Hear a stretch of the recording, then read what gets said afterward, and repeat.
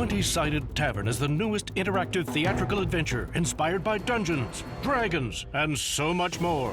Word nerds, improv lovers, and gamers unite. Become an adventurer on a journey where the story is in your hands and you decide the hero's fate.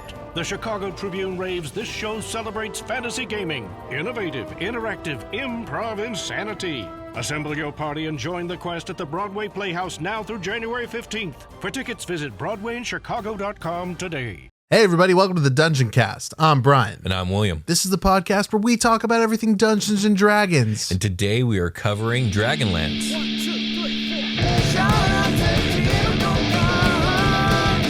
Welcome, adventurers, to the Dungeoncast. Hey, Brian. Hey, Will. How you doing today? I'm ready to lance some fucking dragons right in their gullets. That does happen in this setting, believe it or yes. not. That's why we called it that. We're just stabbing fucking big lizards. Indeed. So our patrons over on Patreon have voted. And December's patron pick is the entire setting of Dragonlance. Very good. Yes. D&D just came out with the new setting sourcebook, Dragonlance Shadow of the Dragon Queen. And if you haven't picked up the book yet because you aren't familiar with the setting, well, today we're going to give you a full primer on everything Dragonlance. So maybe it'll change your mind. Yeah, this is cool. People seem to like these episodes where we're talking about like planar stuff, setting stuff. You know? Yeah. Yeah. And honestly, awesome. there's a lot to talk about. So This book coming out, I mean, it looks a lot more hype than I've been led to believe it may be. yeah, I'm really unsure. I think I don't want to get into spoilers, but I was curious. One of the things I was curious about was, is this book going to be set after? Like, are we going to like progress the timeline forward in Dragonlance, or is it going to be set somewhere in one of the time periods? And it looks like it's set in the time period called the War of the Lance. Oh, cool. Okay. Yeah, because the history of still unsure. Dragonlance is long and storied. Lots of books and stuff. Right? I'm gonna tell you that story today. Yes. So this is a setting that is very near and dear to my heart. I read many Dragonlance novels as a kid. It introduced me to high fantasy adventure alongside things like Lord of the Rings and The Hobbit. Wizards, dragons, gods, knights, and a group of companions with deep bonds setting out to do what needs to be done against all odds. My love of D&D started here with Dragonlance. Even though at the time I didn't realize those books were tied to D&D in any way, and as a 7-year-old kid, I'd never even heard of D&D, didn't know what it was. Right. I thought that these were simply really good fantasy novels. Many of the stories and characters from this setting left a huge impression on my own style of writing and my view of fantasy. Some of the novels of the series were the first books to make little 7-8-year-old William laugh out loud, gasp in shock or excitement, and even cry. These were the books that showed me that sometimes the heroes in the stories can lose and sometimes they even die. Reading many of these novels now, I can see their flaws and I can see how a modern reader may find them terribly tropey or even derivative. But to child William, these books took me to another world and showed me things beyond my imagination. I love this setting and remember it very fondly. And hopefully by the time we finish today's overview, you will see why. That's cool. I never stumbled across a series of books quite like that in my youthful reading. I read a lot of stuff when I was younger. Like I read a lot more when I was younger than I do now. And that's not to say that I don't read now. It's not as frequent, and mostly it's for my job. Yeah. But I do read a lot. It's just not the things I would choose to read given my own devices. But the first thing I kind of came across was The Dark Tower, which I've talked a lot about on the show. And even Absolutely. And it's pertinent. It's pertinent. Yeah, and it is fantasy, and like that was the first like big adventure story I ever read, really. Yeah, but like in my childhood, I never came across like anything like this. It was kind of interesting. Harry Potter. Yeah, sure. I mean, that closer. was a little bit later in my childhood, but my dad's big on reading fantasy, and so we just had a bunch of fantasy books in the house. That's cool. That's cool. And My these were dad the first ones I read. Yeah, Dad was reading like John Clancy. Yeah, he was big. Yeah, big like stuff. a lot of that, but super not fantasy. My mom was reading romance novels all the time. I was like not interested in that For sure. So, So originally, Dragonlance was a shared universe created by Laura and Tracy Hickman. You may recognize Tracy Hickman's name. He is also the guy who came up with the Ravenloft setting. Oh, nice. Kudos, Yes. Tracy.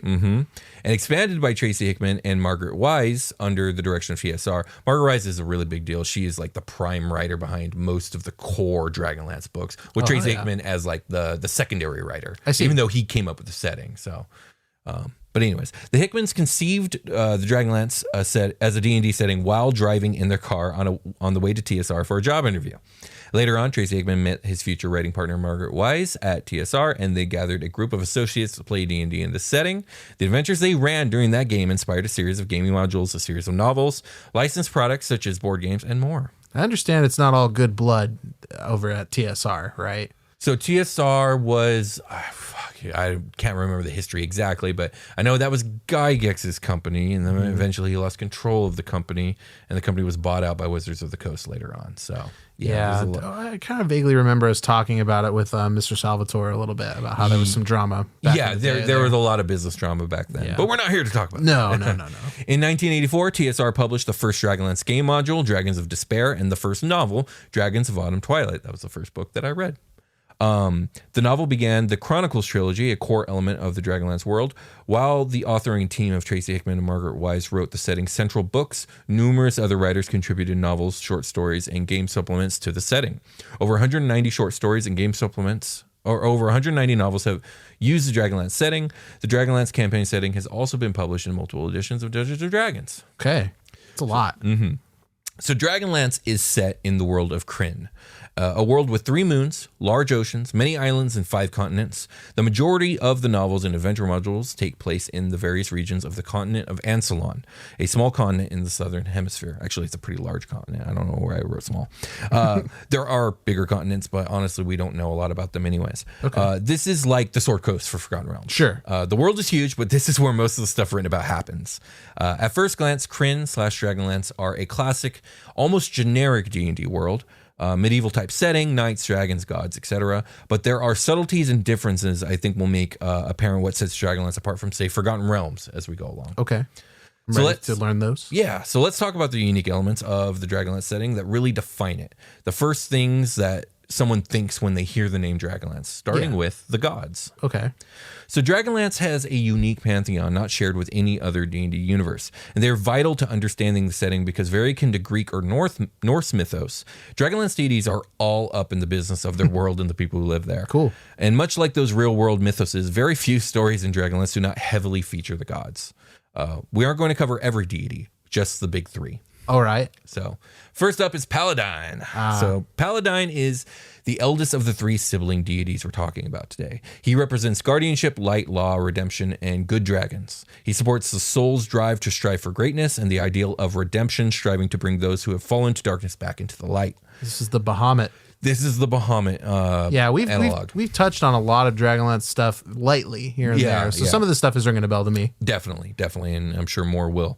Paladine's most impressive and potent form is that of the Platinum Dragon, which as his most iconic symbol is depicted in the form of statues and in tapestries and murals across Krynn space. However, Paladine prefers less ostentatious and obvious forms, favoring rotund, balding priests, ancient yet spry knights in antiquated armor, or on occasion, a bumbling, absent-minded wizard, much beloved of Kender, named Fizzban. Indeed. You got it. It was weird not just kind of doing it and not calling out after. I guess that's true. But yeah, this is cool that this is Fizzban. I like how he's just going to fry or tuck your ass, kind of, like. Yeah, Paladine is very humble, despite being like super almighty and powerful. Yeah, and buoyant. Yes, he's every one of these forms sounds buoyant. Yes, he has a flamboyant energy to him. Yeah. Fizzban actually goes by the name of Fizzban the Fabulous. Fizzban, yes. So Paladine is patron of the Knights of Solamnia. He is also the highest deity of the elves, who refer to him as Eli. Paladine is husband to Mashakal, goddess of healing, restoration, compassion, and love. He is father to the deities Kirijolith, Habakkuk, and Solinari, and he's opposed to all the gods of evil, but especially his sister Tinkesis, or Tinkesis. I don't prefer this. This is my wife, my Shackle. Wow. Mashakal's one of the coolest deities in Dragonlance. Don't you dare, sounds like somebody's making a statement. That's hilarious. I will have you know that these books were written by a woman. I'm happily married. I don't view things like that. So next up we have Galeen. Okay. The middle sibling of the 3 and the chief deity of the gods of neutrality and god of balance, knowledge, learning, watchfulness, and freedom. Galeen is an observer, appearing passionless and uncaring, but is the primary proponent of free will. He encourages mortals to grow through knowledge in all of its forms without judgment or constraint. Galeen assumes many forms, though typically he appears as a gray-clad scholar or sage, either young and timeless or old and wise, and carrying a heavy book. He also appears as a slender rogue with numerous lockpicks and keys, as a middle-aged warrior in armor with graying hair, or as a grim, capable-looking field commander or general. Galeen has only one child, the goddess Lunatari, who sprang fully formed from him. Galeen's clerics act as scribes, librarians, and historians, and no cleric of Galeen may ever destroy a book, no matter its contents. I always like when gods just kind of spawn shit out of themselves, like I'm your mom and your dad. Yeah. Sort of. But this is your mom. Yeah. Last up, we have Takesis, the youngest of the three siblings. Known as the Queen of Darkness, she is the goddess of domination, tyranny, hatred, darkness, and evil dragons. Her greatest form is that of the many-headed dragon, which incorporates 5 heads, one for each chromatic dragon clan. However, Takesis rarely invests this much power into one of her manifestations without it being part of a larger plot to conquer the world. She usually prefers the appearance of one of her other forms, including that of a dark warrior, a menacing figure clad from head to toe in midnight black scale armor, or the Temptress, a darkly seductive woman in silken robes and a jeweled headdress. This is new to me. What is this? Just kidding. It's Tiamat. Yeah, it's Tiamat. AKA Tiamat. AKA Tiamat. Yeah, I will say she is less nasty in this setting than she is in most of her other settings. That's good because she's fucking gross. Yeah. I do not like Tiamat's downtime. I'd rather Tiamat just be fucking attacking shit. Yeah, sure. So Takesis is the head of the evil gods, consort to Sargonus, god of vengeance, conquest, strength, war, and rage, and mother to the deities Zeboim and Nuatari. You'll notice as we keep going through this that like this setting really leans into the moral aspects of the alignment chart and not very much into the law and versus chaos thing. Okay. Like good is a power, evil is a power, and neutrality is a power, and they are always vying, and the balance is always trying to be maintained between the three. Interesting. So next up, we have dragons in Dragonlance. They're very similar to your average D&D dragon with a few exceptions. One, they're far more prolific. They tend to live in hidden conclaves away from civilization, but they're far more common than how D&D usually presents dragons. Yeah. Second, they are super on the sides of their parent deities. In most settings, chromatics and metallics will side with Bahamut or Tiamat philosophically most of the time, but few are truly zealous for the deity's cause, and most do their own thing. Mm-hmm. In Dragonlance, Paladine and Takesis have personal relationships with most of their children, and the war of the parent is also the war of the child. I see. So if God stumbles upon you, they know your first name, and like yeah, exactly. They know That's what exactly you like for right. breakfast. And you see some of that happen in some of the books. Mostly with Fizban, because obviously Fizban. He's going to be on the side of the hero, so you kind of see him. And you see him interact with some really ancient dragons in a very familiar way. Okay. Okay, now it's time to talk about magic. So although it works in many similar ways to classic D&D magic, it is also quite different. There are 3 gods of magic in Krynn: Solinari, Lunatari, and Nutari. They are cousins, each a child of one of the chief deities, and they each manifest physically as the 3 moons of Krynn. These 3 are very close to each other and almost always side with each other and the good of magic rather than their allegiances to good or evil. Okay, so also magic. So you have Solinari, the god of good magic, Lunatari, the goddess of neutral magic. Oh, I see. It's just mirrored once more here and then another layer, the magic realm. Right. Don't these sound like the OG Bionicle names? I never read those books, so I don't know. They're just Legos.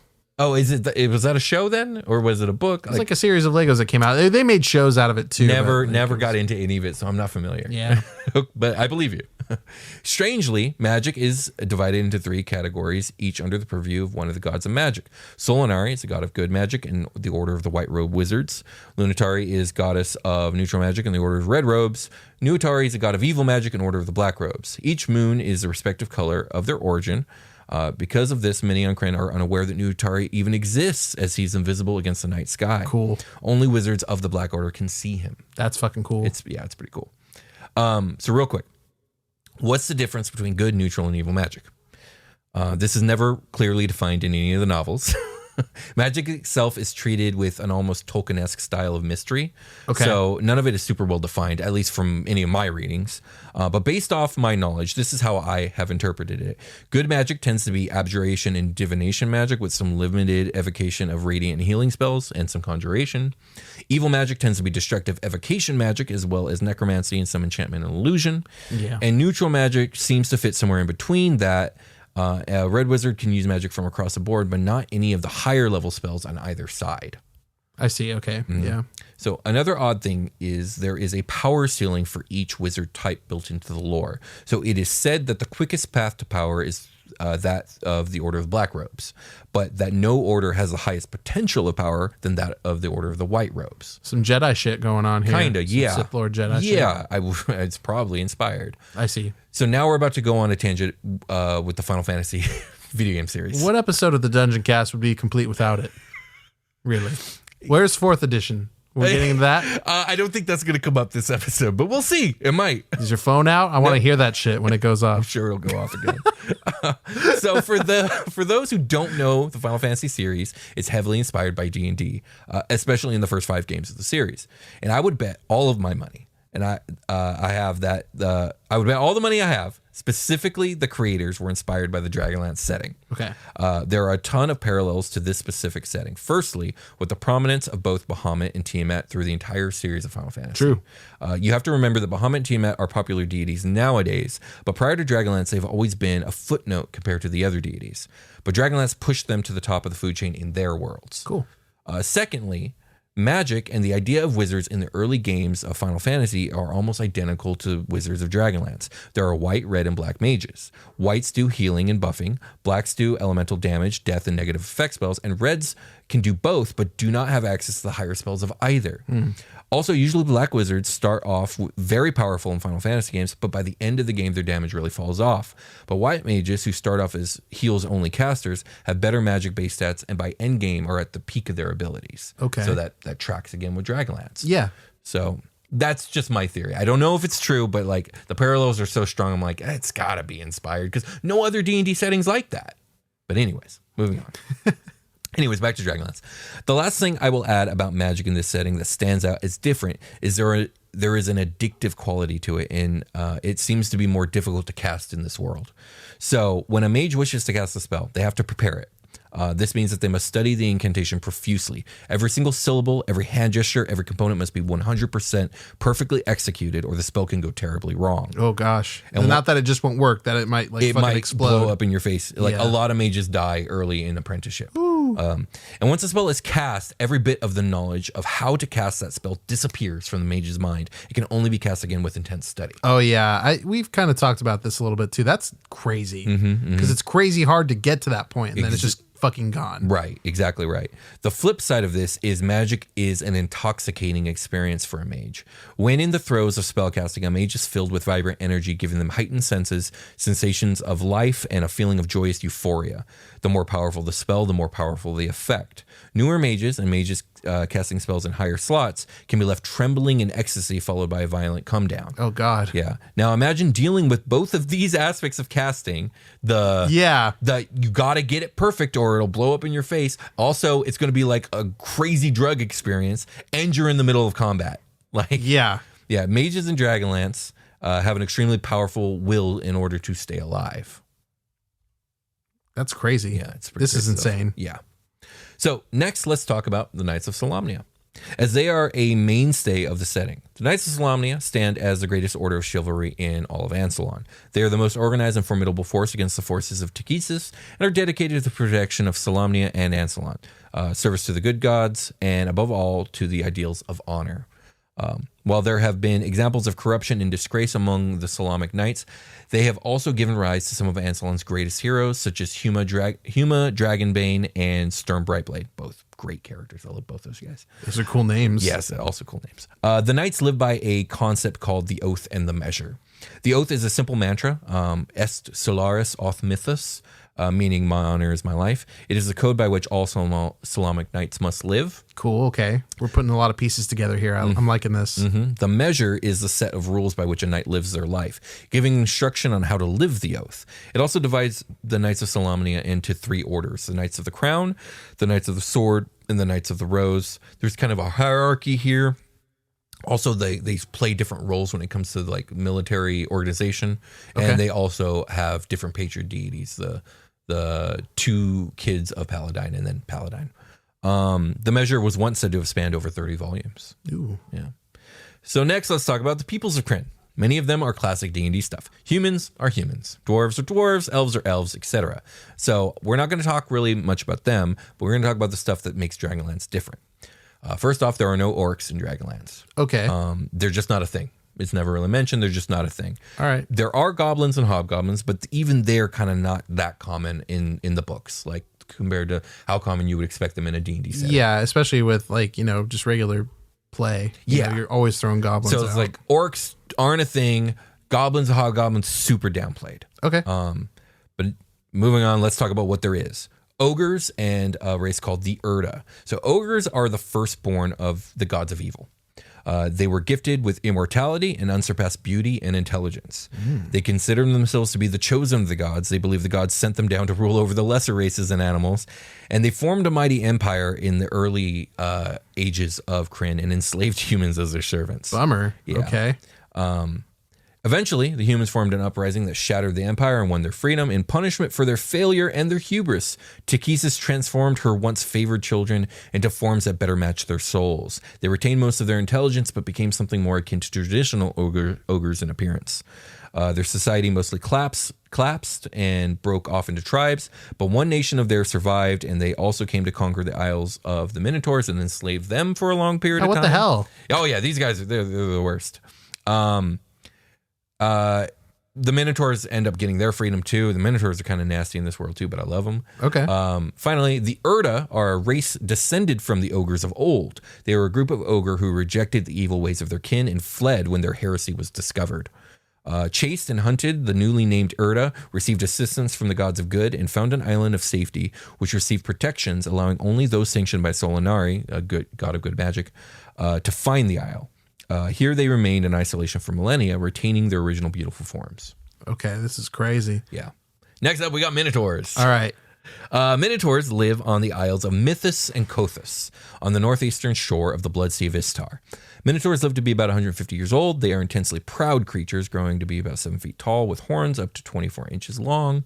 In order for one to advance in Minotaur society, they must fight in the Great Circus. Only champions of the Great Circus can be leaders. Minotaur believe that might makes right. Additionally, nothing is more important to a Minotaur than his or her honor. Okay, I like Minotaurs so far. They're lawful evil. We're going to keep going. They are the favorite of the god of war Sargonus and often serve Takhisis by serving him. They are an extremely xenophobic lot with dreams of conquering all of Ansalon. The only other creature most Minotaur hold in high regard are the Knights of Solamnia, renowned for their code of honor. This is their one saving grace in the eyes of Minotaurs. Lastly, Minotaurs are the most renowned sailors in all of Krynn. They have the greatest navy and the fastest ships in the world. Also, I will say this: a lot of their architecture and stuff, and their way of dressing is very reminiscent of like ancient Greeks. Okay, yeah, with the sailing and stuff also. Yeah, exactly. Yeah. Next up, we have a totally unique race called the Draconians. 20 years before Dragonborn were a thing, there were Draconians. Draconians are a race of dragon humanoids, also called dragon men because they walk upright and are human-sized. Draconians have scaly bodies like a dragon's, a snout, a short stubby tail.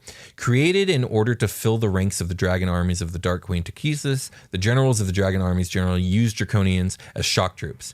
They are not natural creatures of Krynn. They were created from the eggs of metallic dragons using dark magic called the Corruption Ritual.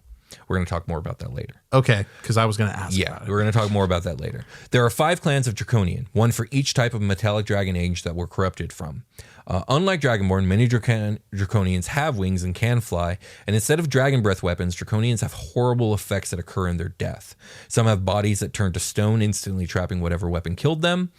Some have bones that explode, and some dissolve into pools of deadly acid. Can you imagine stabbing something? Its fucking bones explode? Yeah, one of the coolest scenes early in Dragon the Wild of Twilight is when the main group run into these things they've never seen before, and when they kill them, they start exploding and turning into stone. And they're like, what the fuck? Yo! Yeah. So next, we're going to talk about gnomes and a race called Kender. So we talked about the Kender before. We have. We're going to get a little bit more into it, but we have to start with gnomes for lore reasons. Mm-hmm. So gnomes are the father race of dwarves and another small race known as Kender, which I think is noteworthy because in most settings, the big 3 humanoid races are human, elf, and dwarf. Created by creation god Rorix, gnomes are the great inventors of Krynn, designing grand machines for every imaginable task. God, I love gnomes. Yeah, I particularly like gnomes from this setting because they're ridiculous. At the beginning of their life, each gnome is given a life quest. The idea is that this is what their ancestors have devoted their lives to, and this quest must be completed before the gnome and his forebearers can rest. For example, A life quest might be to study geometry of a single nail. After being approved by the guild subcommittee to which his family belongs, the gnome spends his entire life working on this quest. Seldom does the guild declare a quest complete. That would mean that all that can be learned about the subject has been learned. Are they all stupid like that? Like one single nail, I'm just going to like... Gnomes, they're hyper intelligent. Yeah. To an extreme degree. So like basically every aspect of every atom of that nail. Like it would be that family's like life quest. Okay, I can see how that can be useful across lots of gnomes. Yes, exactly. Sometimes it's something small and menial like that. Sometimes it's something huge and grand. Okay. It varies widely. Gnomes are notoriously fast talkers, usually running their words together like this. Not like trying to trick you into like no, that's just literally they talk at high speeds. Cool. If you ask a gnome for his name, he will proceed to recite the entire history of his family, his entire history and the history of everything which he has invented. The only way to get a gnome's attention, especially when they're in the middle of thought, is to interrupt them. This is not actually considered rude because it's common practice. Because you kind of have to. You kind of have to, and they're always doing it to each other anyways. Gotcha. In fact, it is famously how their home island was named. Gnomes dwell within a mountain island of Mount Nevermind. The story goes that the first humans to contact the gnomes asked about the name of their homeland, to which the gnomes began to respond with every known fact about the mountain's size, geology, and history. To which the humans interrupt saying, never mind. Yeah. The gnomes thought this was an ingeniously succinct and practical way of referring to the mountain, so they renamed it Mount Nevermind. They're like, huh? Oh, well, I actually really like that. Exactly, yeah. Nice one. Let's do it. So now we have to talk about a magic artifact known as the Grey Gem of Gargeth. Okay, I like that.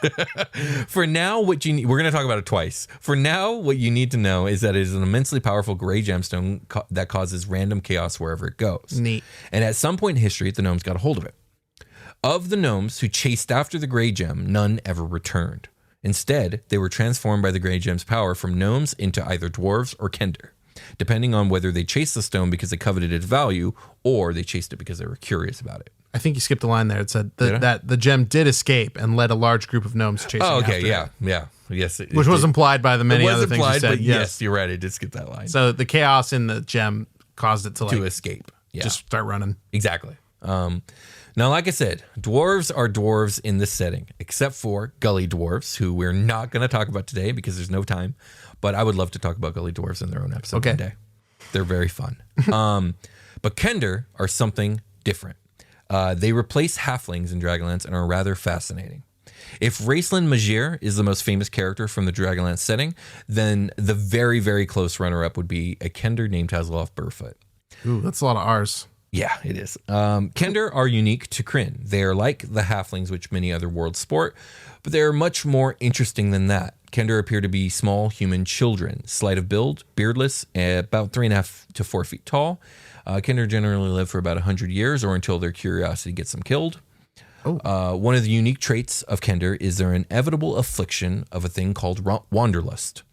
This is a fever which possesses young Kender and causes them to travel the world over. Kender wander for years, settling down after they feel they have wandered down all the roads their heart desires.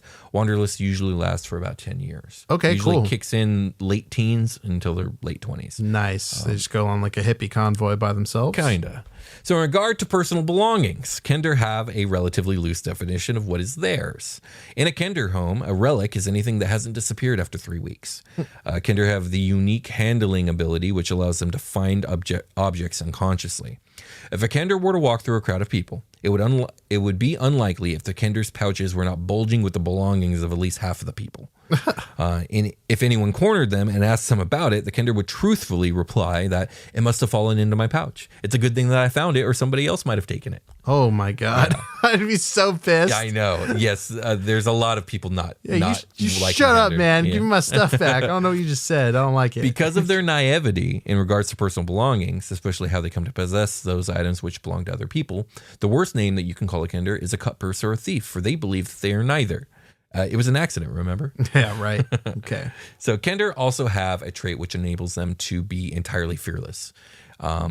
While the rest of the party shies away from the edge of a bottomless gorge, the Kender will skip merrily along the edge, cross the rotting footbridge, and stop to smell the roses on the other side while being charged by an enraged minotaur. Everything is an adventure, including death, which is the last great adventure. This fearlessness might be interpreted as stupidity, but Kender are fiendishly clever in a childlike sort of way. So quirky. Yes. They're very Fey-like in a way. I guess so. There are certain situations where Kender has been observed to get a strange feeling. This generally happens in the presence of something that is so evil that that most rational people would have run away screaming already at this point. The only recorded instance of a Kender feeling fear is Tazoff Barefoot, who learned of the fear of loss and for the safety of his companions. This is through deep personal loss, and afterwards Tazoff in the novels has a very difficult time relating to or conversing with other Kender. He learns empathy. Yes. Well, it's not that he lacked empathy. He just lacked a context awareness and also like what it means to lose somebody that you love. Okay. So since Kender are so small, some might think they are easily subdued by other races. However, coupled with their fearlessness, Kender have a unique ability to taunt enemies. The taunt is usually highly personal, insulting the lineage, appearance, or intelligence of the taunted. The purpose is to throw the creature in such a rage that it loses its head and attacks without thinking, allowing the Kender a victory. Now, this ability is borderline magical in the way it's portrayed, as very few people can resist being goaded to a seething rage by Kender's taunts. Oh, yeah, okay. They this kind of being just like kind of generally angst is like, you know, this thing's cramping my style, man. Yeah, Kender, like I would not recommend almost any player trying to play a Kender because like it's difficult to do it in a way that's not going to enrage your fellow That's players. what I was going to say is like, dude, we already have problems with like the rogues stealing friends' money. This makes it worse. Yeah. I will say this though, the way that they're portrayed in the books is incredibly endearing. Like even though like the people around them are justifiably frustrated or enraged, like you as the reader, especially getting their viewpoint, like Tazoff is very endearing. Yeah, that's the Fey aspect of them. Is they're like they're not obeying like the regular laws of social norms. I guess. Right, exactly. So finally, when it comes to unique properties of the setting of Dragonlance, let's talk about actual Dragonlances. Yay! Dragonlances are weapons first created in the Third Dragon War, designed with the purpose of killing evil dragons, and are the only weapons with which mortals who cannot use magic can kill dragons or even harm them. Oh. Dragonlances have this power because of the way in which they are created, which requires the use of a unique god-blessed artifact known as the Silver Arm of Ergoth, which is literally a fucking arm. So you have to be missing an arm in order to get this thing and then make these things. Okay, so are people cutting off their arms to get them? There's only one silver arm. It exists in the Third Age, during the Third Dragon War, and then it's fucking lost for an extraordinarily long time until it comes back in the Fourth Age. Dude fell down a ravine. He didn't wash up for a while. But not only do you need the silver armor of Ergoth, you also need the secret knowledge of their composition and creation technique, which can only be taught to you by either a metallic dragon or a deity. Cool, okay. So Dragonlances are incredibly rare and not commonly traded for obvious reasons. There are two sizes of Dragonlance: the smaller Footman's Dragonlance, which is around 8 feet long and functions as a pole weapon, while the larger mounted Dragonlance is around 16 feet long and most commonly used when mounted on dragon. A Dragonlance's holy power is powerful enough to even harm Takhisis herself. Ooh, that's cool. These Dragonlances are cool. Yeah, as cool as they should have been. They're very fucking cool. I will say that Mithril isn't really ever mentioned in any of the books that I've read when it comes to Dragonlance, but the way they describe the way Dragonlances look and the vagueness of their creation, it smells like Mithril. It smells like these are Mithril lances. Okay, I got you. That being said, let's take a short rest. Let's do that. Shout out to the team of Gorgon. Shout out to the team of Gorgon. Oh yeah! Shout out to the team of Gorgon. Shout out to the team of Gorgon. Oh yeah!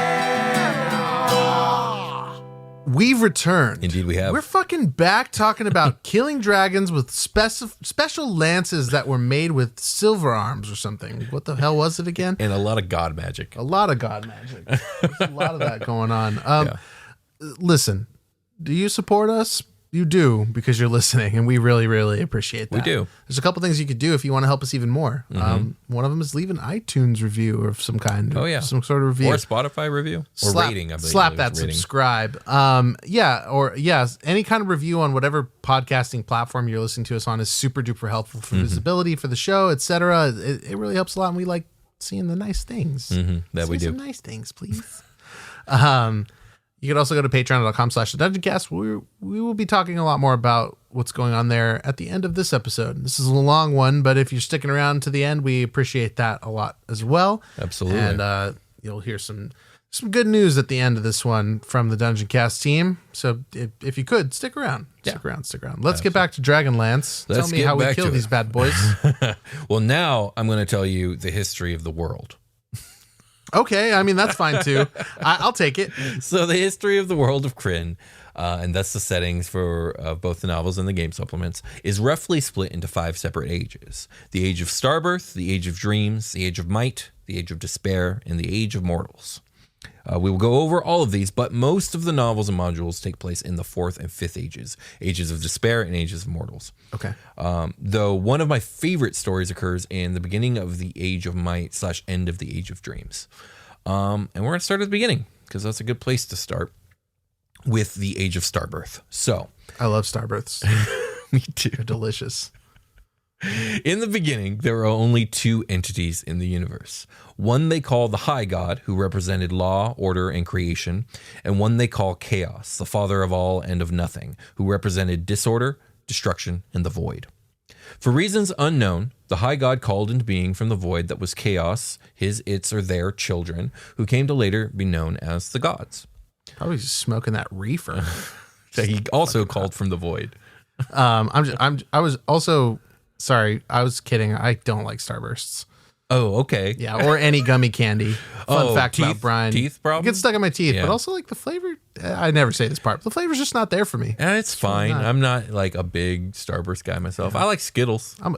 I can do a Skittle. Yeah. Tropical Skittles, those were good. Those were good. Absolutely. I'm a chocolate man myself. I'm a chocolate man. Yes, I knew this about you. Yeah, I know. Turtle brownies, baby. They're on their way. Yes, thank you. All right, back to sorry. the history of Krynn. So not much is known about this early time in the universe, since no non-deity could ever exist in a place without time and space. But at some point, the gods tired of the void, desiring to create something of their own. With the High God's blessing, the gods were allowed to create things of their own and divided into 3 groups, each led by one of the eldest and most powerful among them. The 3 sibling deities, Paladine, Galeen, and Takesis.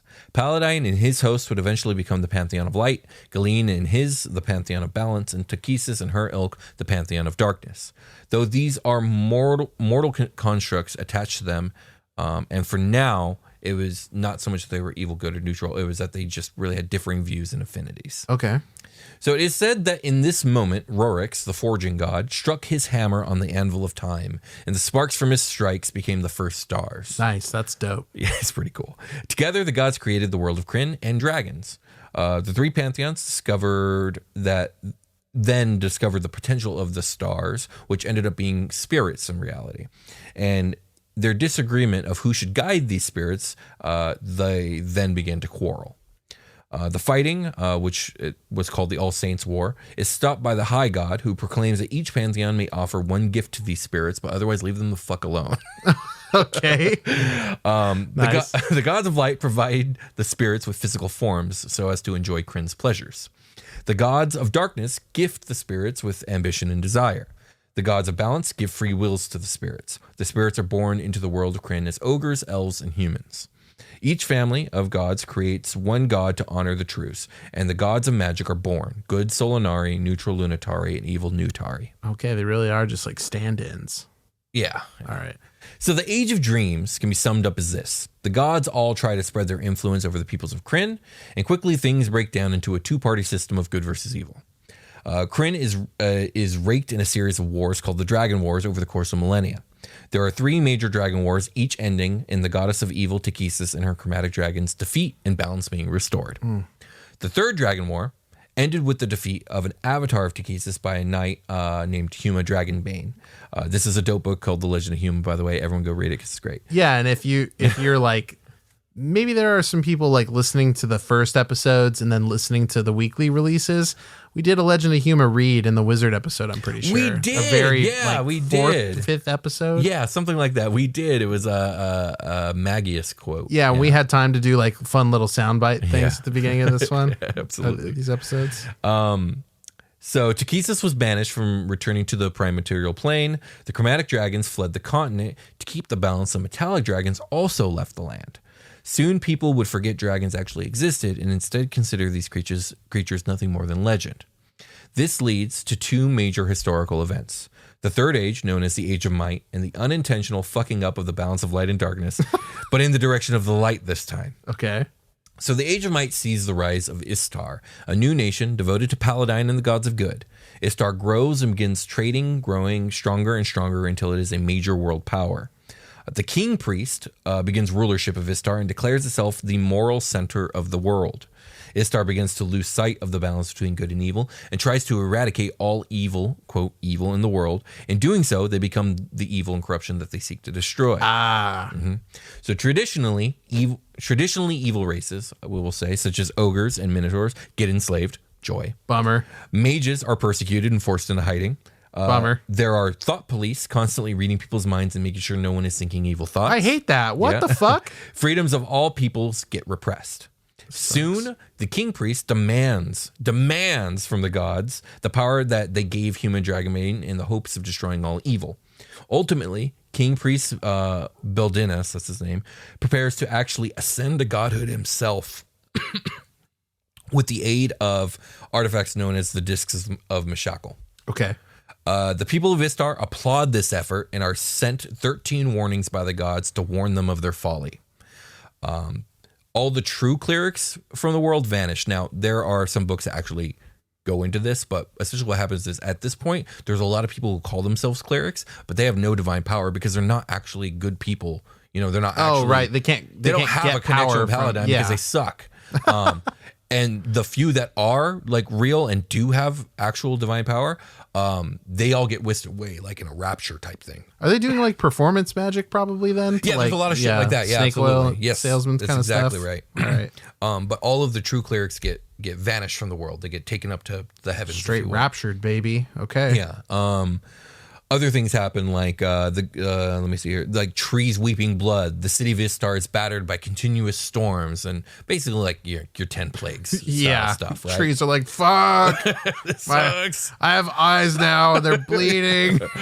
But of course, the citizens of Istar and their king priests mistake these signs as being the work of evil trying to stop them. Yeah, a fucking tree with bleeding eyes sounds kind of evil to me too, honestly. It does sort of, doesn't it? I can relate. So in the end, the gods drop a fiery mountain on top of the city of Istar. Okay, that's one way to solve your fucking problems. In an event called the Cataclysm. Every land is torn asunder. Seas move dramatically. Countless lives are lost. And the gods leave. They abandon Krynn and all divine magic vanishes with them. Regular magic remains, but not because of normal D&D reasons. Like in Dragonlance, magic isn't this thing that like permeates the universe. It's not the force. It's not the force. It's you don't tap into it necessarily. It's given by the gods of magic. Sure. And the reason that the magic, regular magic, doesn't disappear is because the gods of magic, the three moons, remain near Krynn, though they too are silent to the prayers of the people of Krynn. The world goes into a 300-year depression, and the age of despair begins. Despair. Do they mean when they I dropped a fiery mountain on that motherfucker? Do they mean like a meteor? So it's described as a fiery mountain in every single book. But yes, I'm pretty sure it's a meteor. Okay, cool. But like at no point is it described as anything else but a fiery mountain. What is a meteor but a fiery mountain? I mean, yeah, absolutely. It's just a loose mountain falling. It's just a fucking rogue-ass mountain. It's on fire because it's fucking scratching the atmosphere too hard. Absolutely. So the fallout from the Cataclysm lasts for centuries. Plague and famine rack the lands. The Knights of Solamnia are unjustly persecuted as scapegoats for the Cataclysm. Lawlessness and banditry run rampant. New gods are sought, but none are ever found because there are none. Eventually, enough time passes that even the elves who are long-lived begin to doubt that there ever were gods. And this is where the books and the modules all start to enter the picture. Oh, wow. Okay. So it is at this point that Takesis goes to fucking work. Ooh. She sees her opportunity and she takes it. She starts by bringing the sunken temple of Istar to the Abyss. Okay, so the Abyss is a bit different in Dragonlance. There are no demons. Well, there are, but they don't talk about them. And they're not in the Abyss. The Abyss is just where Tychus and the evil gods live. Okay. And the only time you ever really see it is when certain characters go there, and it's kind of described as like a black sky and a vast like purple desert, and that's all you really ever see of it. So it's neither here nor there. Okay, it's just the place where evil lives. Exactly. And so the demonic representation we have is Tychesis. Basically, Okay. yeah. So she takes the Temple of Istar to Abyss and takes the temple's foundation stone to a place in Kryn called Naraka to be used as a gateway for her and her forces. Basically, she's planning a way to encroach and take over again. She then secretly awakens the chromatic dragons before returning to the Abyss to gather her might. The chromatic dragons are then sent to steal all the eggs of the sleeping metallic dragons. Tychesis then awakens the good dragons and secures a vow of non-interference in her war to come. In exchange, she promises to return their eggs at the war's conclusion. Ooh. So she's setting it all up.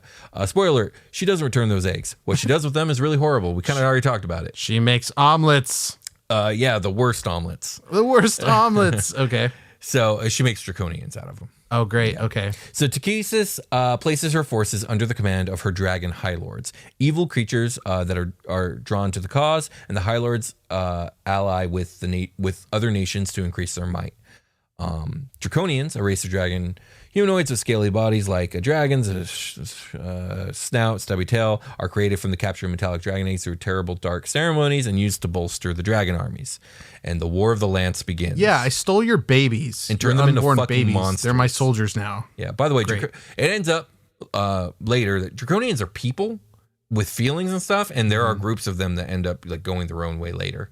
But Okay. at this point, they were just born, and like you got a dark goddess telling you to go kill, like you go kill. Oh, Todd, I've known you for 3 minutes. Are we doing this? We're doing She's this. saying to do it. And I have a sword. I kind of want to do it. Todd, are you going? I'm in. I'm going if Todd's going. Todd's Guys with going. us? They're all going. So I'm not going to cover every detail of the War of the Lance here. If people have enough interest, I would be happy to cover it in its own episode, but it is essentially the core novels of the Dragonlance setting in a trilogy known as the Chronicles Trilogy. Dragons of Autumn Twilight, Dragons of Winter Night, and Dragons of Spring Dawning. You should read them. I think they're great. Okay. Suffice it to say that the war is won against Tychesis at both great loss and great gain. The gods are back, and civilization begins to rebuild in a way reminiscent to the beginning of the Age of Might. 28 years pass this way. A lot happens in this 28-year period, including Raistlin Majir, some might say the greatest wizard of all time, almost manages to become a god and take out the whole Dragonlance pantheon. And I mean all of them. Oh, wow. Like all of them. It's almost huh? Yeah, but that's a quite story for a different day when we cover him. Okay. But the peace is tenuous between the various factions, and isolationism and xenophobia cause everyone to have a blind eye to Tychesis' new plan of action, her Knights of Tychesis. Okay, yeah, we've talked about the Knights of Tychesis. Ah, man, if we did, it was a long time ago, but we're about to again. So basically, Tychesis is sick of losing. She recognizes one of the major factors in her losing is the fact that her forces are often driven by ambition, power thirst, selfishness, and desire for violence and destruction. They are chaotic and often turn on and thwart each other. This includes most of her dragons. So she decides to take a page from her brother Paladine's book, specifically from his Knights of Solamnia, who follow a code of conduct called the Oath and the Measure, and have been a thorn in her side since the Age of Dreams. She gives a vision to a capable commander of her former dragon armies and provides him with a strict code of conduct called the Blood Oath. She then recruits the entirety of the Blue Dragons to work directly with these knights. So throughout history, Tychesis has played favorites with her dragon children, usually favoring reds and black dragons for their thirst for destruction and effectiveness in killing. But reds are too angry and prideful to control, and black dragons bloodthirsty and hateful even of each other. Okay. White dragons are too dumb. They are very dumb in this setting, by the way. They're not like, they're usually of average intelligence in D&D setting. They're basically animals in this setting. Okay. And greens are too cowardly, devious, and ambitious for her purposes. So blues are orderly and lawful. They pride themselves on their might, but in a controlled and practiced manner. And of all 5 chromatics, they have the most respect for mortals, seeing anyone who could prove themselves as worthy. So she picks the blues as her new flavor of the week. Okay, I like that a lot. Yeah. And you know what? It fucking works. The Knights of Takhisis trounce half the fucking world, and very quickly. Under the Knights of Takhisis and the Blue Dragons, all the more chaotic factions of the dragon armies are kept under control and are far more effective. The Knights of Solamnia are completely broken, and all human lands are occupied, with the elves next up to fall. But then some serious shit goes down. Ooh, what is that serious shit, William? So remember the beginning of the episode, or beginning of the history portion of this episode, that I mentioned the two primordial over-deities? Barely. The High God and Chaos? Yes. So first up, the High God has long been gone. Once Kryn was created, he bounced saying, "Good luck, kids." Yeah, he's stuck in a couch somewhere. Yeah, he's doing Get other it? things. Weed. It's weed jokes. But let's talk about Chaos. Okay. So he doesn't like Kryn. He doesn't like anything because he's destruction incarnate. Yeah, any order is bad. Yeah. But he allows the gods to do their thing because they're kind of his kids too, and he's too chaotic to be bothered to do anything organized enough to destroy it all. So he does fuck with the world here and there, though, to the gods' consternation. Like, he's always putting them on edge. Okay. But all is mostly fine between the gods, Chaos, and their creation. Enter Hidukul, also known as the Prince of Lies, the Betrayer, the Broken Scales, and the Prince of Tarnished Gold. Oh, geez. He's the god of avarice, exploitation, and treachery. And he decides to play a trick on everybody. This is the Asmodeus stand-in? No, this is the Loki. Oh, This okay. is the Loki of the Pantheon. Okay. So he goes to Rorix, god of creation. Remember the guy who hit his anvil of time? Flattering his skills and convincing him that the constant tugging between the forces of light and darkness is a serious problem only he can solve. Ooh. It's the Pantheon of Neutrality's job to keep the balance between the two. And how can they do that without something to boost their power to keep both light and dark in their place? Why not create an anchor of concentrated neutrality, an artifact to give neutrality a bigger seat at the table, if you will? Okay. Rorix is convinced, and he creates an object called the Grey Gem of Gargath. There we go. And he decides, of all the things that represent neutrality best, it would be chaos. And I'm pretty sure Hidukul suggests this to him. Chaos isn't just destruction, it's also change and growth. Completely amoral and, well, neutral. So Rorix tries to capture a small bit of Chaos's essence and put it into the gemstone. Problem is, Chaos is an infinite entity who is both one point and all points in the universe. And so to capture a small part of him is to capture all of him. And Rorix accidentally seals the overdeity into the Grey Gem. Oh, man. Yeah. Realizing his terrible mistake. And also, that releasing Chaos is not an option because he would be super fucking pissed to probably destroy everything. Rorix decides to hide the gem in one of the moons for safety. You're a rock now, dog. I'm sorry. Yeah, this doesn't work. The Grey Gem is a super powerful artifact reeling with chaos magic. Much like the One Ring, it is also sentient and wants to cause chaos.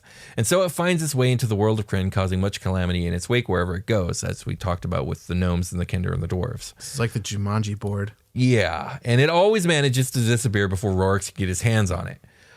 Not to appear again for centuries, where it repeats its wanton chaos and disappears again. I like it. I like the gem. Yeah.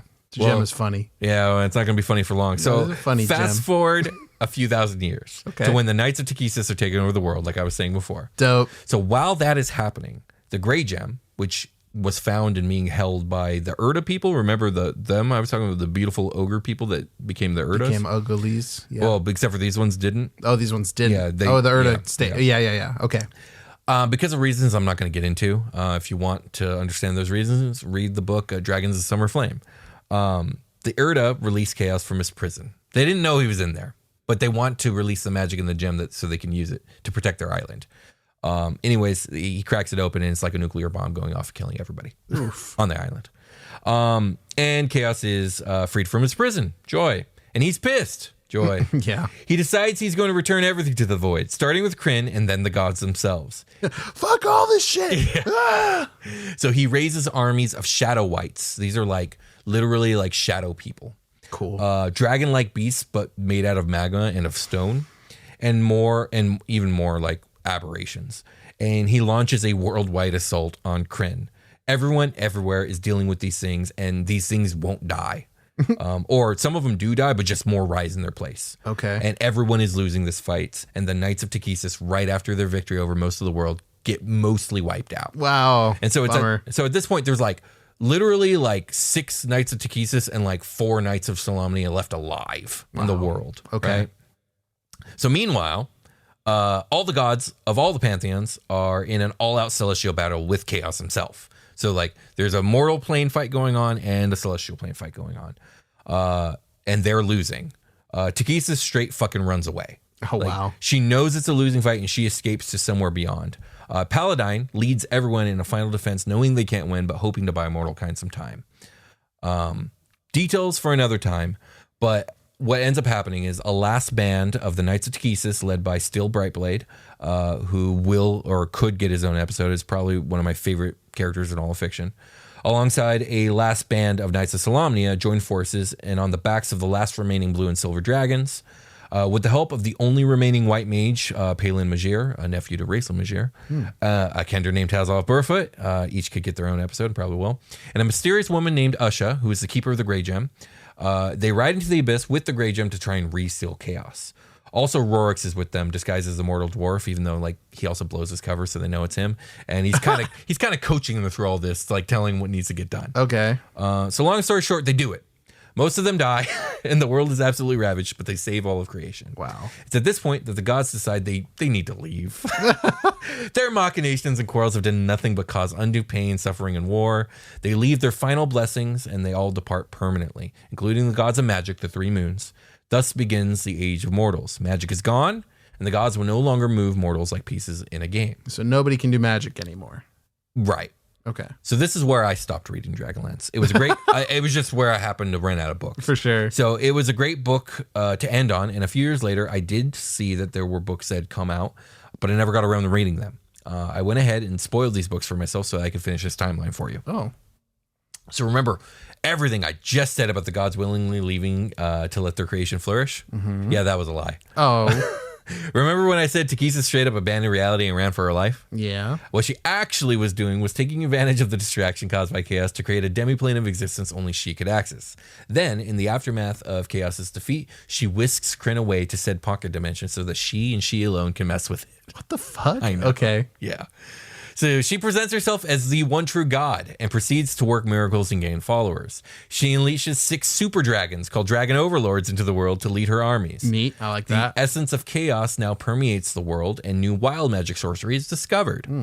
A lot of stuff I don't have full context for happens. There's time travel, armies of undead, metallic dragons imprisoned in the moon, a secret hidden goddess inside of Kryn. I haven't read the book, so I can't sit here and explain all of that to you, but like these are all factors in this war. Okay. Eventually, after much war and many feats of heroism, a gateway for the gods to find Kryn is made, and they return and they're pissed. Takhisis is stripped of her divinity and immortality just as she's entering Kryn in her avatar form. She gets murked by an elf. I didn't catch his name, but she's dead now. The gods now returned, orders restored, and Paladine willingly becomes immortal himself to maintain the balance of the pantheon. This elf reminds me of the dude that killed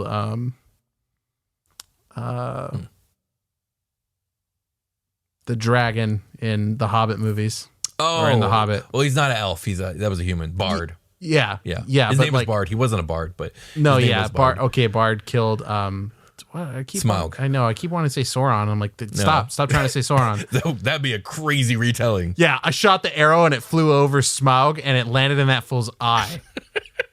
Crazy. I'd watch anyway, it. Yeah, it's pretty good. But that elf is like Bard. You just kind of forget about him. Yeah, I guess so. Thing is, I'm sure he's really cool, and I'm sure the books are good. I just haven't read them. I'm sorry, guys. Like I said, the gods return, orders restored. Paladine willingly becomes immortal to maintain the balance. So, like, the leader of evil became mortal. Exactly, and she's dead now. Well, I'm not going to kill myself, but I'll still become. Hey, look, I'll be a dude. All right, I'm not going to die. Exactly. So he becomes an elf. Well, that sounds like you could just switch back to godhood. You know, I think someone would have to switch him because he gives up everything. He just becomes a dude. He just saves a piece of like gold. He's like, "You gonna turn me back?" No, I don't think so. Well, that's the end of the Dragonlance timeline up to this point. So I'm excited to see what 5e has added and where in the timeline the new book jumps in. I think they're jumping in the War of the Lance, but it would be cool if they move it forward. I guess we'll find out in a few days when it comes out. I'm sure by the time you're hearing this episode, it's already been out, and I've already probably read through it. Yeah, this should be the background for that. Like, there's going to be lots of cool new stuff in those books as well. Yeah, but this is everything you need to know about Dragonlance. This is like, up to this point. Yeah, obviously there's like individual character stuff that can and maybe its own episodes one day, but Yeah, as far as an intro, like, okay, I've got it. This is a good, like, world builder piece. Right. Like, 100%. Yeah. And if you guys are interested in more Dragonlance stuff, if you want the specifics, just let us know. And if you're a patron, go ahead and put in the suggestion topic threads, and we'll see if it gets voted on. Yeah, we see it. We see all the YouTube comments and stuff, too, of people asking for episodes and people on our Discord. So, let us know. Yeah. And that being said, I think we can get ready for a long rest. Let's do a long rest, a traditional one. Let's do it.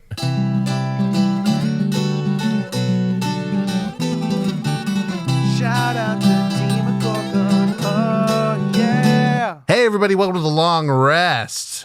We didn't do one last time because fuck that shit.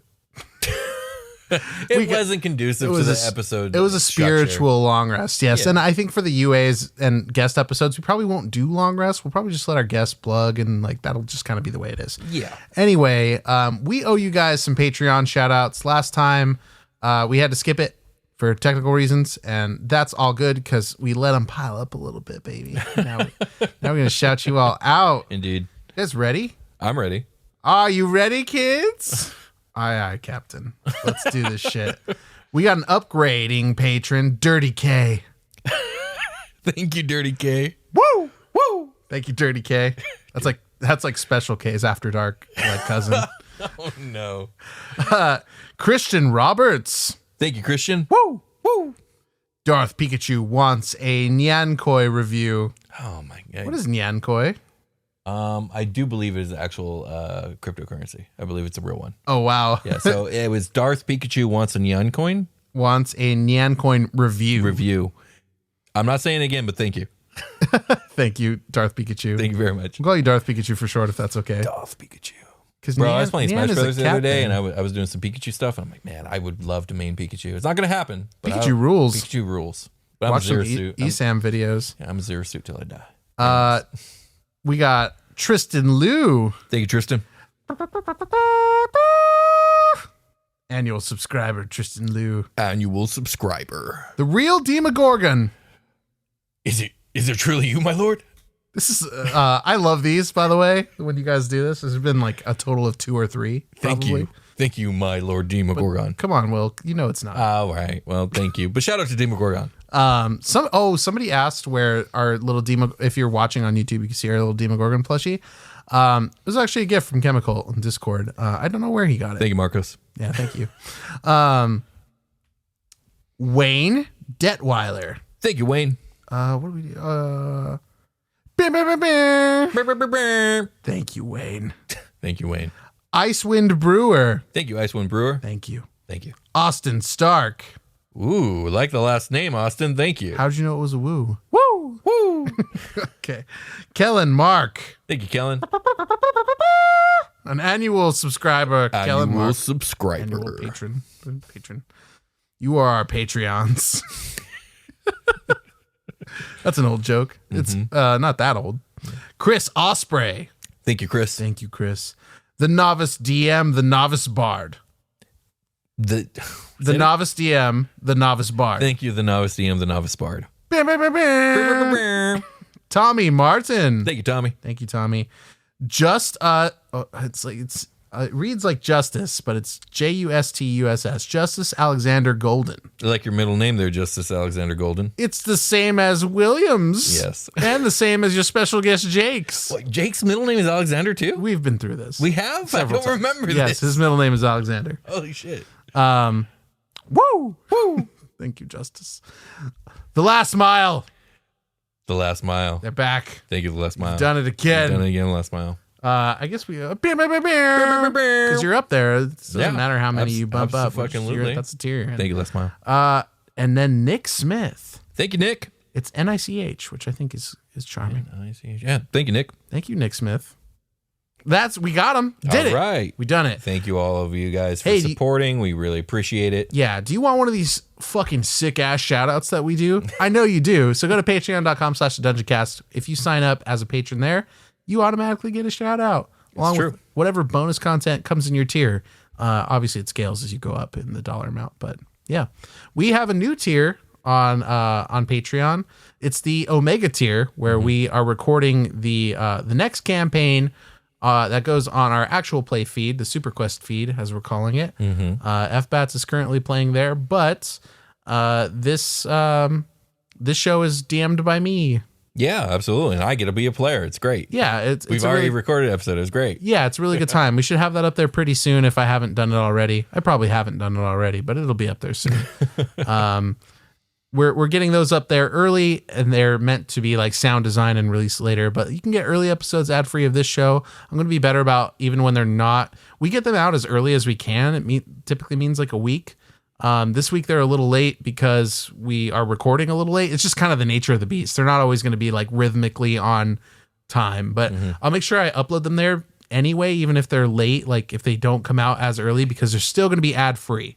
Yeah, they're ad free, and also we've come to understand that a lot of patrons, like, that's their primary way of listening to us on that feed. So yes, so I neglected to post 2 episodes that aired on the normal feed at their normal time and weren't early. I'm going to correct that in the future. You get to see Will's weekly newsletters. You get to see they're as weekly as I can make them, but a new one just came out today. So. It's another thing. Like, we do as much Patreon stuff as we can. Like, if we can't get to it, it's just like it's kind of the only reason there's been delays has just been for health reasons. But I'm back at it again and gonna try and stay healthy. So yeah, we've got kids. Like, health reasons come up like frequently. Yeah. So. There's just a ton of stuff. You can see the episode notes. All of our character creation sheets are there. We try to keep those as up to date as possible. OST. A lot of people have been asking about OST, especially lately. And yeah, the OST is like anything that we made across all of our shows. Yeah. So there's a lot of stuff in there. There's also an annual unique merchandise item. Yeah. So, and the piece has already been commissioned, but when it's created, we will start rolling out the item. Should we announce the piece? No, we'll wait. We'll wait until it's actually there. Yeah, okay. Yeah. Absolutely. It's a little later than normal this year, and that's for like, it's hard to work with artists sometimes. For it's again health related for other me. things, like it takes time, and like sometimes we don't have all the time in the world being us. But Omega's rolling. Unhollowed has a recording under the belt, so that's in the process as well. We've been talking a lot about Will's new game. Yeah, the grimdark horror dark fantasy game. That one's gonna stay behind the paywall. Sorry for paywalling stuff. It's just kind of that's gonna be a Patreon exclusive show, at least for years to come. Yeah, for a while, like how FBATS was. If it ever does go public, it'll be after Patreons have gotten access to it for a while. Yeah, for years probably. Yeah. But yeah, if you've got any feedback or anything, check us out, thedungeoncast@gmail.com. We also have a website where you can get all our Dungeoncast news and stuff like that. We're on social media, mostly Discord these days, so check out our Discord. There's a link below, and mods, watch out, babies. There's going to be some Discord people coming in. And there's a really great community there. I think we're going to start doing some streaming stuff as well, which is our big announcement. We're going to try to get streaming going on the Dungeoncast, so you can listen to episodes live as we record them. Yeah. And that's something that we're pushing as we move. I don't think move away from YouTube is the right thing. The level of YouTube commit we have right now will remain the same. But it will be no more. We're going to transition out of other things because they're real dirtbags over there at Google. Yeah, they're still not paying us. I mean, that's just it. Like, we make content, we get views, but they're not paying us because ad space hates us. So yeah, and like that was part of the fun of YouTube. Was like the first thing to pay us. It was like part of the fun of it. It was like, okay, some money for the thing we make. That's nice. Yeah. But like, it's just like, it's really not where we're trying to put our energy these days. I think streaming is going to be a lot of fun. Yeah. So yeah, we'll have more details on the next recording for you about that, but just keep an eye out for those sort of things. You'll probably see it in the Discord, on Twitter. When we get that sort of thing up and running, we'll probably do some test streams. Definitely. Before we try like a whole episode, and there might be some hiccups with it. So it kind of messes with the early episode thing too a little bit, but I think it'll be okay. I think it'll work out. Yeah, I think so. Because like we'll talk more about the logistics of how episodes are going to get released after streams. It's not going to change the podcast. We basically do it live anyway. And yeah, that's we're just going to try something new, because that's what we do here at the Dungeoncast. We change, we adapt, we overcome. It's about drive. It's about power. We get hungry, we devour. Thank you, The Rock. I wonder who secretly Dwayne Johnson really is deep inside. I was talking about that with my wife. Like, yeah? Is he evil? Is he secretly evil in there? I don't think so, but I mean, God knows, I don't know. I used to steal Snickers from the 7-Eleven as my pre-workout meal every day when I was in like my late teens, early 20s. And now I'm coming back to the 7-Eleven to buy all the Snicker bars and give the employees cash money and pay for everybody's shit that's in line. I was like, that's really cool. But it took you a really long time to go do that, The Rock. You've been rich for a while. To be fair, he probably just hadn't thought of it yet. Maybe. And then he had an epiphany. Well, his PR team did. That's why I'm like, okay, how deep does this rabbit hole go, Dwayne? Well, either it's a lie or it was a real epiphany. Yeah, well, I like that guy for now until we find out his deep dark secrets. I like his work for now. Yeah. Well, we're watching you, Dwayne. It's not how I expected this episode to end. No, not I as well. Do you think he's lawful evil? I think he might be lawful evil. That's why we don't like him. If he's evil, he's probably lawful evil. Yeah. So anyways. anyways. Like most rocks and boulders. I think we can call it a game. Let's call it a game. We'll talk to you guys Sorry, later. Dwayne.